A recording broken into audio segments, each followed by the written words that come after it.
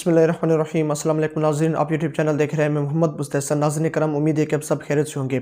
बड़ी ही अहम डेवलपमेंट्स है आज। नाज़रीन करम, मरीम नवाज़ साहिबा की प्रेस कॉन्फ्रेंस जिसके अंदर उन्हें ज़िल्लत रुसवाई का सामना करना पड़ा उन्हीं की नून लीगी कारकुन की तरफ से।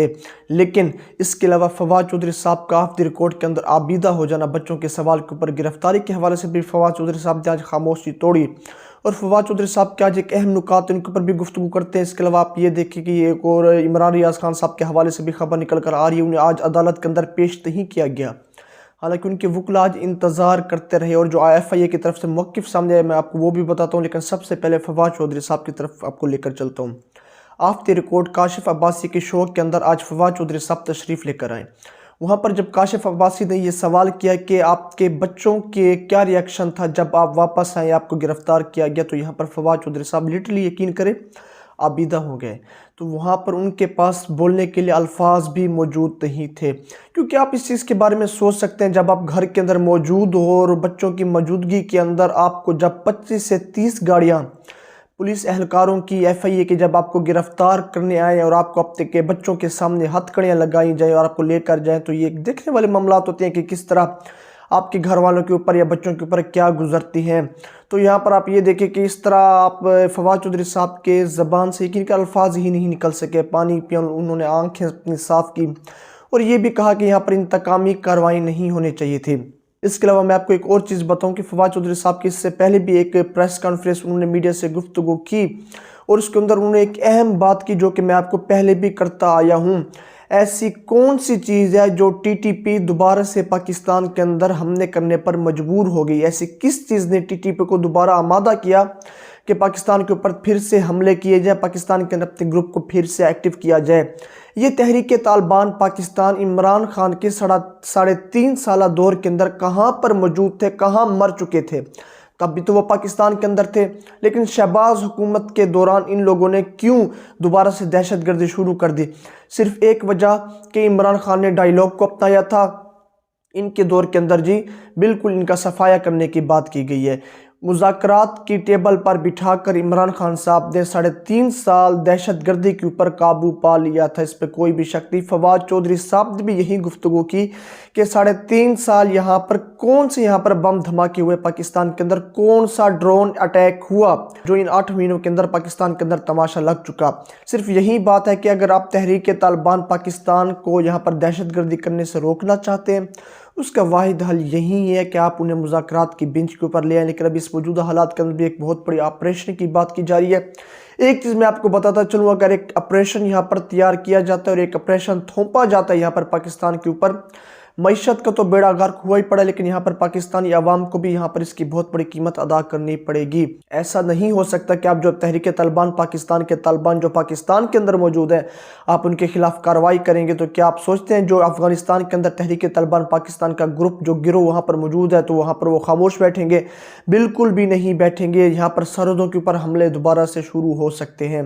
ये अभी तक के एक अहम मामला थे। अगर यहाँ पर मैं इनकी दहशतगर्दी के हवाले से, तहरीक तालिबान पाकिस्तान के हवाले से, फवाद चौधरी साहब के हवाले से बताऊं, इसके अलावा मरीम नवाज साहिबा ने भी आज एक प्रेस कॉन्फ्रेंस की। उसके अलावा वहीं उनका रोना धोना कि इमरान खान के IMF की पॉलिसियों की वजह से हमें ये कड़वा घूंट पीना पड़ा और पाकिस्तान की मईशत अभी कुछ सालों तक स्टेबल नहीं हो सकती, महंगाई होगी, इस पे हम कुछ नहीं कर सकते। तो यहाँ पर मैं एक चीज़ कहना चाहता हूँ कि कितने ही वक्त के अंदर शरीफ ख़ानदान को पाकिस्तान की हुकूमत मिली।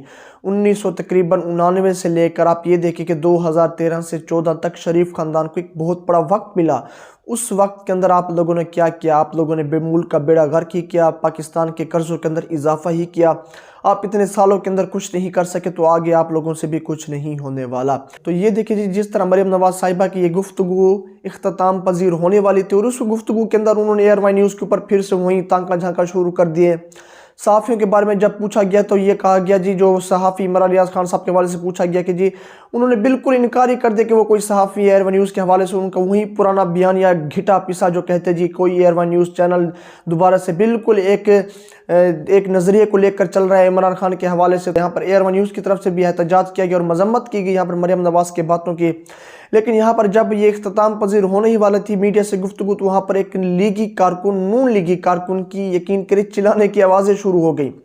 تو اس محترمہ نے، ایک عورت تھی جو کہ وہ بتا رہی تھی کہ میں 25 سال سے نون لیگ کی کارکن رہی ہوں، سپورٹر رہی ہوں، تو ان لوگوں نے جو میرے ساتھ سلوک کیا، جو گارڈز نے مجھے دھکے دیے، میں نے 2 گھنٹے مریم نواز کا انتظار کیا اور یہ بھی کہا کہ پاکستان تحریک انصاف کی جماعت میں جتنا عورتوں کے ساتھ، جتنا یہاں پر ان کے کارکنوں کے ساتھ اچھا سلوک ہوتا ہے، نون لیگ کے اندر نہیں کیا جاتا۔ تو یہاں پر اب یہ دیکھیں، نہ چاہتے ہوئے بھی غصے کو پی کر مریم نواز وہیں پر کھڑی رہی اور انہیں بلایا گیا سٹیج کے اوپر، لیکن وہ عورت وہاں پر بھی خاموش نہیں ہوئی، وہاں پر بھی نون لیگ کو یقین کرے، اگر کہوں کہ بے نقاب کر رکھ دیا پوری کی پوری جماعت کو۔ کوئی ان کے ٹکٹ کا بھی مسئلہ تھا، کوئی عہدے کا بھی مسئلہ تھا، لیکن یہاں پر آپ یہ دیکھیں کہ بعد میں مریم اورنگزیب کی طرف سے ایک بیان سامنے آیا، یہ جو محترمہ سٹیج کے اوپر چلا رہی تھی کہ میرے ساتھ بدسلوکی کی گئی یا میرے ساتھ بدتمیزی کی گئی یا میری یہاں پر عزت کا پاس نہیں رکھا گیا، تو مریم اورنگزیب کا کہنا تھا کہ وہ ہماری کارکن تھی ہی نہیں۔ تو یہ معاملات، اس لیے میں کہتا ہوں اس موجودہ حالات کے اندر پاکستانی قوم کو اتنی تو غیرت ہونی چاہیے، کم از کم اتنی عورت جتنی ہی غیرت ہونی چاہیے جو کہ آج اس عورت نے ہمت کی۔ اگر جتنے لوگ وہاں پر کھڑے ہوتے، اتنی ہمت سارے کر لیتے، تو یقین کریں شریف خاندان کو یہاں پر پاکستان کے اندر منہ دکھانے کی جرت ہی نہ ہوتی، وہ ملک چھوڑ کر بھاگ چکے ہوتے۔ اس کے علاوہ میں آپ کو لے کر چلتا ہوں سیدھا جی عمران ریاض خان صاحب کے اوپر۔ شیخ رشید کے حوالے سے میں آپ کو بتاتا چلوں، شیخ رشید کو بھی 2 روزہ جسمانی ریمانڈ کے اوپر پولیس والوں کے حوالے کر دیا گیا۔ یہاں پر 3 سے 4 بڑی اہم دفعات لگائی گئی، جن میں سے 2 تقریباً قابل ضمانت اور 3 قابل ضمانت نہیں۔ اگر ان 3 ناقابل ضمانت میں سے 1 دفعہ بھی ان کے اوپر لگ جاتا ہے تو یہاں پر 8 مہینے سے تقریباً 5 سال تک کی سزا بھی ہو سکتی ہے شیخ رشید کو۔ تو عمران ریاض خان صاحب کے حوالے سے آپ کو بتا چلوں، عمران ریاض خان صاحب کو جب آپ یہ ویڈیو دیکھ رہے تقریباً عدالت کے اندر پیش کر دیا جائے گا، تو یہاں پر ایف آئی اے کی طرف سے ایک موقف ہوئی، اور کل کے دن کے اندر آپ یہ دیکھیں کہ جمعرات والے دن یہاں پر وکلا عمران ریاض خان کی انتظار کرتے رہے کہ عمران ریاض خان کو اب پیش کیا جائے گا، عدالت کے اندر اب پیش کیا جائے گا، لیکن وہاں پر بالکل پیش نہیں کیا گیا عمران ریاض خان کو۔ تو یہ دیکھنے والے حالات ہے، 2 روزہ جسمانی ریمانڈ تقریباً مانگا جائے گا عمران ریاض خان کا عدلیہ سے، عدالت کے اندر جب انہیں پیش کیا جائے گا، کیونکہ ان کے اوپر ایک یہاں پر سپیچ کے اوپر یہ کیس کیا گیا جو کہ تقریباً نومبر کے اندر تھی، جو انہوں نے باجوہ کے خلاف کی تھی، ایک ہال کے اندر، تقریباً وہ یونیورسٹی کا ہال تھا، جہاں پر یہ کہا تھا کہ جی میں ساری کے ساری قوم غدار ہے۔ باجوہ کو دراصل انہوں نے کاؤنٹ ڈاؤن کیا تھا اور باجوہ کو پوائنٹ کرتے ہوئے یہ چیز کی تھی، سپیچ کہی تھی۔ تو انہی معاملے کے اوپر جی ایف آئی اے نے یہاں پر عمران ریاض خان کو بھی گرفتار کیا۔ یہ ابھی تک ایک اہم معاملات تھی اور اہم خبریں تھی۔ ان سارے معاملات کے اوپر آپ کی کیا رائے ہے؟ آپ اپنی رائے سے مجھے کمنٹس کے اندر ضرور آگاہ کریں۔ تب تک کے لیے جی شکریہ۔